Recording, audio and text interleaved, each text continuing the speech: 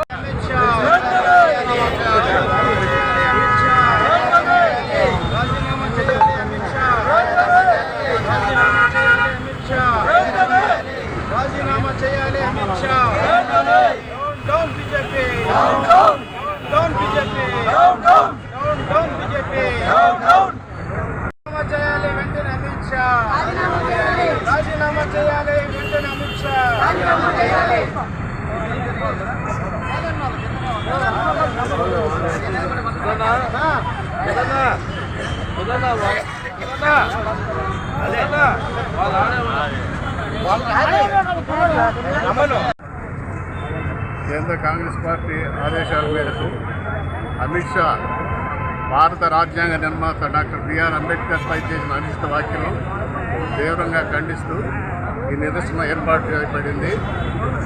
అంబేద్కర్ని విమర్శించే హక్కు అమిత్ షాకి లేదు.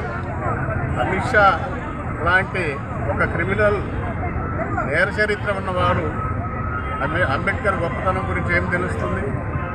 ఆయన మహామేధావి. మన రాజ్యాంగాన్ని, ప్రపంచ రాజ్యాంగాలన్నింటినీ వడపోచి నిర్మాణం చేశారు. అది సంక్లిష్టమైన రాజ్యాంగం. 75 సంవత్సరాలుగా మనకు నిరంతరంగా ఉంది. అలాంటి రాజ్యాంగ నిర్మాతను అనుచితంగా వ్యాఖ్యలు చేయటం ఖండిస్తున్నాము. అతను వెంటనే రాజీనామా చేయాలి. అమిత్ షా కూడా, ప్రధానమంత్రి కూడా అతన్ని బర్తరఫ్ చేయాలి. కానీ ప్రధానమంత్రి కానీ ఇక ఏ నాయకులు కూడా అతన్ని ఎవరూ ఖండించలేదు. దీన్ని మనం బీజేపీ యొక్క విధానం మనకు అర్థమవుతుంది. కనుక మనం తీవ్రంగా దీన్ని ఖండించాలి. అంబేద్కర్ ఒక మహామేధావి. ఆయన మన ఈనాడు ప్రతి వ్యవస్థలో అతను ఇది కనిపిస్తూనే ఉంది.